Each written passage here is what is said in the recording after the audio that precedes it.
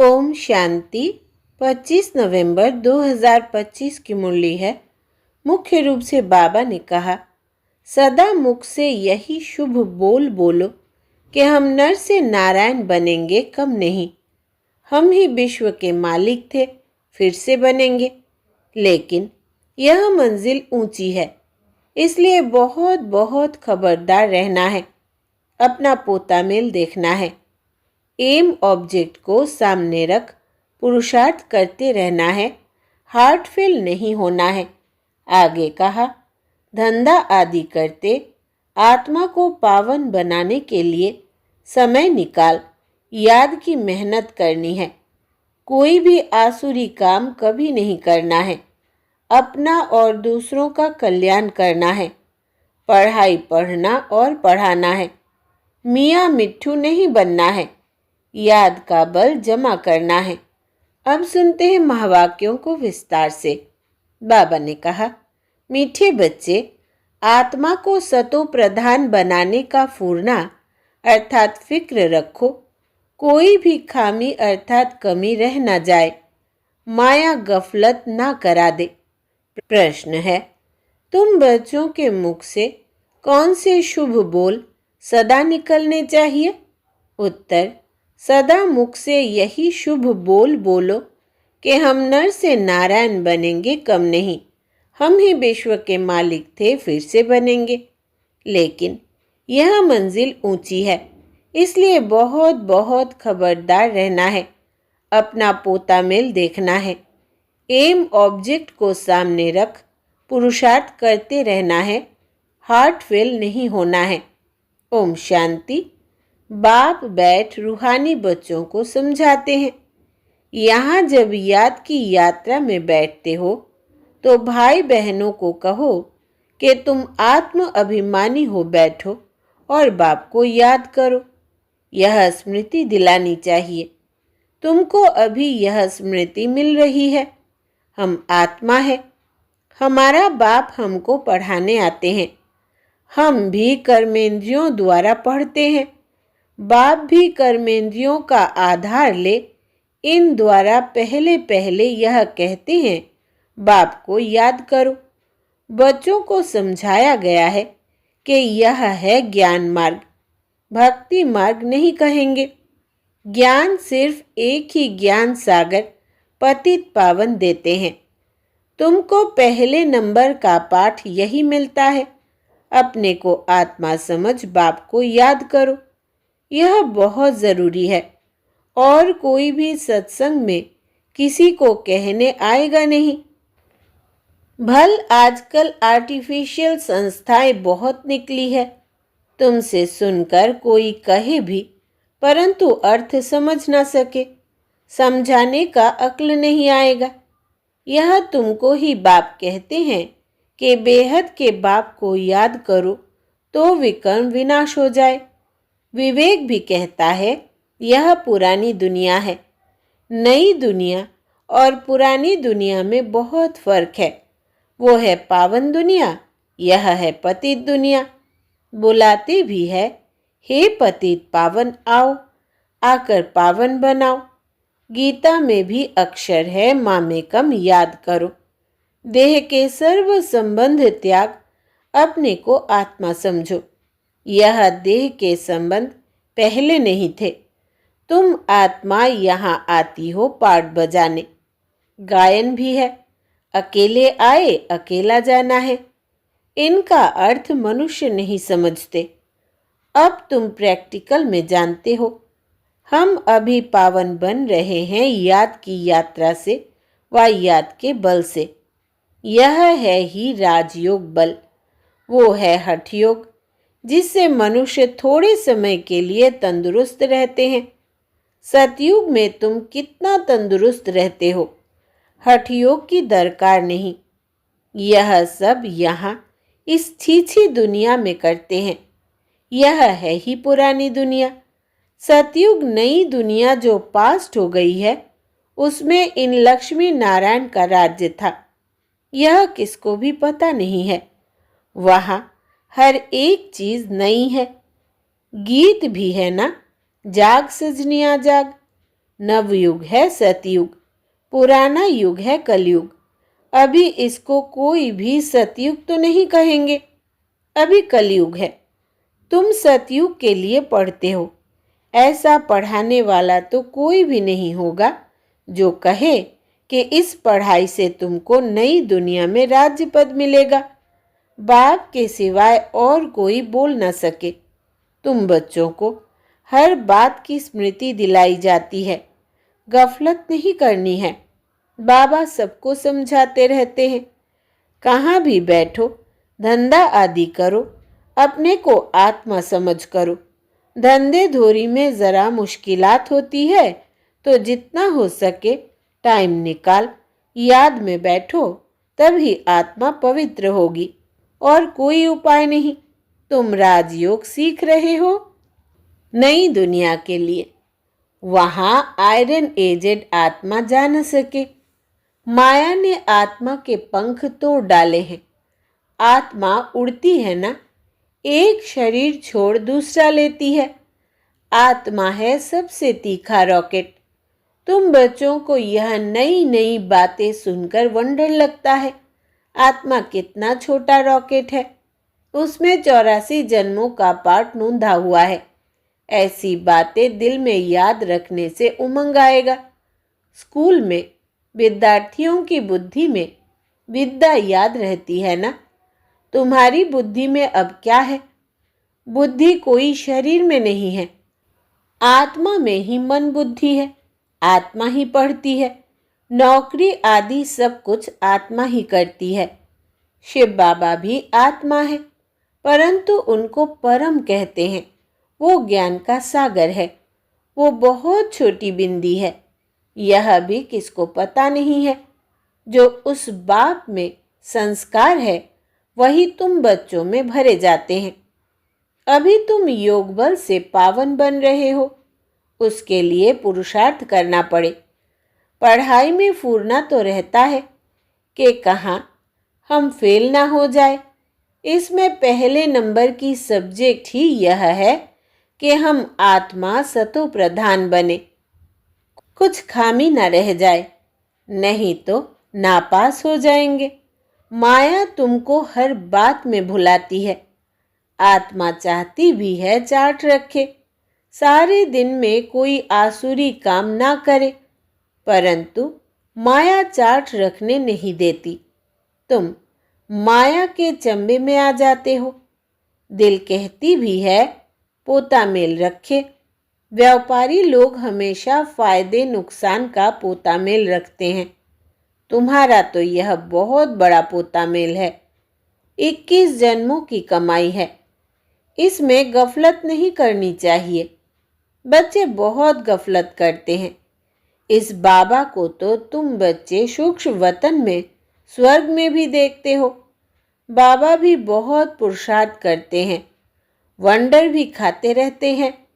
बाबा की याद में स्नान करता हूँ, भोजन खाता हूँ, फिर भी भूल जाता हूँ, फिर याद करने लगता हूँ। बड़ी सब्जेक्ट है यह। इस बात में कोई भी मतभेद आ नहीं सकता। गीता में भी है, देह सहित देह के सब धर्म छोड़ो, बाकी रही आत्मा। देह को भूल अपने को आत्मा समझो। आत्मा ही पति तमो प्रधान बनी है। मनुष्य फिर कह देते आत्मा निर्लेप है। आत्मा सो परमात्मा, सो आत्मा है। इसलिए समझते हैं आत्मा में कोई लेप छेप नहीं लगता है। तमोगुणी मनुष्य शिक्षा भी तमोगुणी देते हैं, सतोगुणी बना न सके। भक्ति मार्ग में तमो प्रधान बनना है। हर एक चीज पहले सतो प्रधान फिर रजो तमो में आती है। कंस्ट्रक्शन और डिस्ट्रक्शन होता है। बाप नई दुनिया का कंस्ट्रक्शन कराते, फिर इस पुरानी दुनिया का डिस्ट्रक्शन हो जाता है। भगवान तो नई दुनिया रचने वाला है। यह पुरानी दुनिया बदलकर नई होगी। नई दुनिया के चिन्ह तो यह लक्ष्मी नारायण है ना। यह नई दुनिया के मालिक है। त्रेता को भी नई दुनिया नहीं कहेंगे। कलयुग को पुराना, सतयुग को नया कहा जाता है। कलयुग अंत और सतयुग आदि का यह है संगम युग। कोई एमए बीए पढ़ते हैं तो ऊंच बन जाते हैं ना। तुम इस पढ़ाई से कितने ऊंच बनते हो? दुनिया इस बात को नहीं जानती कि इनको इतना ऊंच किसने बनाया। तुम अभी आदि मध्य अंत को जान गए हो। सबकी जीवन कहानी को तुम जानते हो। यह है नॉलेज। भक्ति में नॉलेज नहीं है, सिर्फ कर्म कांड सिखाते हैं। भक्ति तो अथाह है, कितना वर्णन करते हैं। बहुत खूबसूरत दिखाई पड़ती है। बीज में क्या खूबसूरती है, इतना छोटा बीज कितना बड़ा हो जाता है। भक्ति का यह झाड़ है, अथाह कर्म कांड है। ज्ञान का गुटका एक ही है, मन मना भव। बाप कहते हैं, तमो प्रधान से सतो प्रधान बनने के लिए मुझे याद करो। तुम कहते भी हो, हे पतित पावन, आकर हमको पावन बनाओ। रावण राज्य में सब पतित दुखी है, राम राज्य में सब है पावन सुखी। राम राज्य, रावण राज्य नाम तो है। राम राज्य का किसको पता नहीं है सिवाय तुम बच्चों के। तुम अपुरुषार्थ कर रहे हो। 84 जन्मों का राज भी तुम्हारे सिवाय कोई नहीं जानते। भल करके कहते हैं, भगवान उवाच मन मना भव। सो क्या ऐसे थोड़ी कोई समझाएंगे कि तुमने 84 जन्म कैसे पूरे लिए। अब चक्र पूरा होता है। गीता सुनाने वालों का जाकर सुनो। गीता पर क्या बोलते हैं? तुम्हारी बुद्धि में तो अब सारा ज्ञान टपकता रहता है। बाबा पूछते हैं, आगे कभी मिले हो? कहते हैं, हाँ बाबा, कल्प पहले मिले थे। बाबा पूछते हैं, और तुम उत्तर देते हो अर्थ सहित। ऐसे नहीं कि तोते मिसल कह देंगे। फिर बाबा पूछते हैं, क्यों मिले थे, क्या पाया था? तो तुम कह सकते हो, हमने विश्व का राज्य पाया था, उसमें सब आ जाता है। भल तुम कहते हो, नर से नारायण बने थे, परंतु विश्व का मालिक बनना, उसमें राजा रानी और डीटी डिनास्टी सब है। उनका मालिक राजा रानी प्रजा सब बनेंगे। इसको कहा जाता है शुभ बोलना। हम तो नर से नारायण बनेंगे, कम नहीं। बाप कहेंगे, हाँ बच्चे, पूरा पुरुषार्थ करो, अपना पोता मेल भी देखना है। इस हालत में हम ऊंच पद पा सकेंगे व नहीं। कितनों को रास्ता बताया है, कितने अंधों की लाठी बना हूं। अगर सर्विस नहीं करते तो समझना चाहिए हम प्रजा में चले जाएंगे। अपने दिल से पूछना है, अगर अभी हमारा शरीर छूट जाए तो क्या पद पाएंगे? बहुत बड़ी मंजिल है, तो खबरदार रहना चाहिए। कई बच्चे समझते हैं, बरोबर हम तो याद ही नहीं करते, तो फिर पोता मेल रखकर क्या करेंगे? उसको फिर हर्टफेल कहा जाता है। वो पढ़ते भी ऐसा ही है, ध्यान नहीं देते। मियाँ मिट्ठू बन बैठ नहीं जाना है, जो पिछाड़ी में फेल हो जाए। अपना कल्याण करना है, एम ऑब्जेक्ट तो सामने है। हमको पढ़कर यह बनना है, यह भी वंडर है ना। कलयुग में तो राजाई है नहीं, सतयुग में फिर इन्हों की राजाई कहाँ से आई? सारा मदार पढ़ाई पर है। ऐसे नहीं कि देवताओं और असुरों की लड़ाई लगी, देवताओं ने जीत कर राज्य पाया। अब असुरों और देवताओं की लड़ाई लग कैसे सकती? ना कौरवों और पांडवों की ही लड़ाई है। लड़ाई की बात ही निषेध हो जाती है। पहले तो यह बताओ कि बाप कहते हैं, देह के सब संबंध छोड़ अपने को आत्मा समझो। तुम आत्मा अशरीरी आई थी, अब फिर वापिस जाना है। पवित्र आत्माएं ही वापिस जा सकेंगी, तमो प्रधान आत्माएं तो जा न सके। आत्मा के पंख टूटे हुए हैं। माया ने पतित बनाया है। तमो प्रधान होने कारण इतना दूर होली अर्थात पवित्र जगह जा नहीं सकते। अभी तुम्हारी आत्मा कहेगी कि हम असुल परम धाम के रहने वाले हैं। यहाँ यह 5 तत्वों का पुतला लिया है पाठ बजाने के लिए। मरते हैं तो कहते हैं स्वर्गवासी हुआ। कौन? वहाँ शरीर गया या आत्मा गई? शरीर तो जल गया, बाकी रही आत्मा।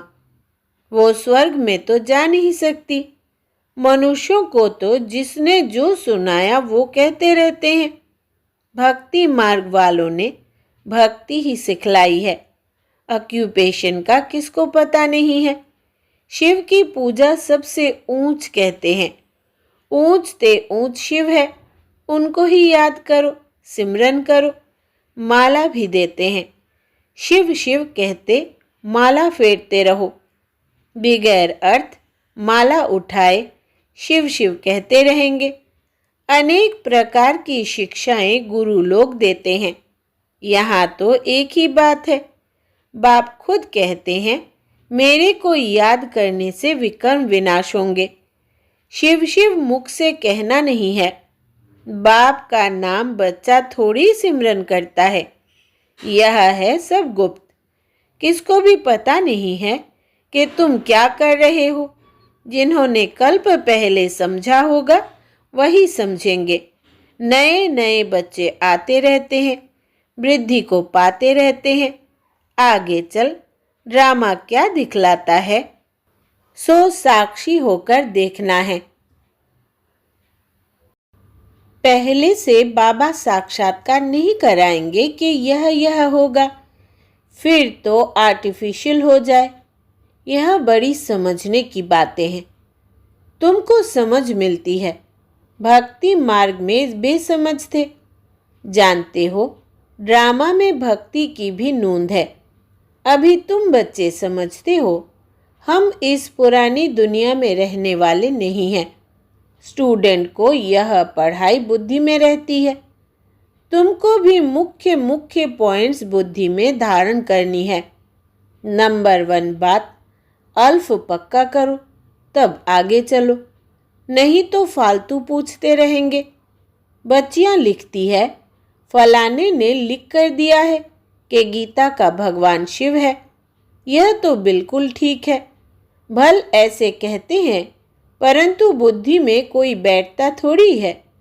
अगर समझ जाए कि बाप आया है तो कहे ऐसे बाप से हम जाकर मिले, बरसा लेवे। एक को भी निश्चय नहीं बैठता। फट से एक की भी चिट्ठी नहीं आती। भल करके लिखते भी है कि नॉलेज बड़ी अच्छी है, परंतु इतनी हिम्मत नहीं होती जो समझे वह ऐसा बाबा जिससे हम इतना समय दूर रहे, भक्ति मार्ग में धक्के खाए। अब वो बाप विश्व का मालिक बनाने आए हैं तो भाग आए। आगे चल निकलेंगे। अगर बाप को पहचाना है, ऊंचते ऊंच भगवान है, तो उनका बनो ना। समझानी ऐसी देनी चाहिए जो कपाट ही खुल जाए। अच्छा, मीठे मीठे सिकिलधे बच्चों प्रति माता पिता बाप दादा का याद प्यार और गुड मॉर्निंग। रूहानी बाप की रूहानी बच्चों को नमस्ते। हम रूहानी बच्चों की रूहानी माता पिता बाप दादा को याद प्यार, गुड मॉर्निंग और नमस्ते बाबा नमस्ते। धारणा के लिए मुख्य सार। पहला, धंधा आदि करते आत्मा को पावन बनाने के लिए समय निकाल याद की मेहनत करनी है। कोई भी आसुरी काम कभी नहीं करना है। दूसरा, अपना और दूसरों का कल्याण करना है। पढ़ाई पढ़ना और पढ़ाना है। मियाँ मिट्ठू नहीं बनना है। याद का बल जमा करना है। वरदान है आज का, नाम और मान के त्याग द्वारा सर्व का प्यार प्राप्त करने वाले विश्व के भाग्य विधाता भव। विस्तार है, जैसे बाप को नाम रूप से न्यारा कहते हैं, लेकिन सबसे अधिक नाम का गायन बाप का है। वैसे ही आप भी अल्पकाल के नाम और मान से न्यारे बनो तो सदा काल के लिए सर्व के प्यारे स्वतः बन जाएंगे। जो नाम मान के भिखारीपन का त्याग करते हैं वो विश्व के भाग्य विधाता बन जाते हैं। कर्म का फल तो स्वतः आपके सामने संपन्न स्वरूप में आएगा। इसलिए अल्पकाल की इच्छा मात्रम अविद्या बनो। कच्चा फल नहीं खाओ, उसका त्याग करो तो भाग्य आपके पीछे आएगा। स्लोगन है, परमात्मा बाप के बच्चे हो तो बुद्धि रूपी पांव सदा तख्त नशीन हो। परमात्मा बाप के बच्चे हो तो बुद्धि रूपी पांव सदा तख्त नशीन हो। अव्यक्त इशारे अशरीरी व विदेही स्थिति का अभ्यास बढ़ाओ।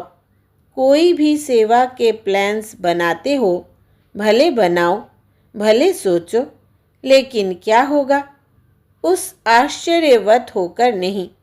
विदेही साक्षी बन सोचो। सोचा, प्लान बनाया और सेकंड में प्लेन स्थिति बनाते चलो। अभी आवश्यकता स्थिति की है। यह विदेही स्थिति परिस्थिति को बहुत सहज पार कर लेगी। जैसे बादल आए चले गए, विदेही अचल अडोल हो खेल देख रहे हैं। अच्छा, ओम शांति।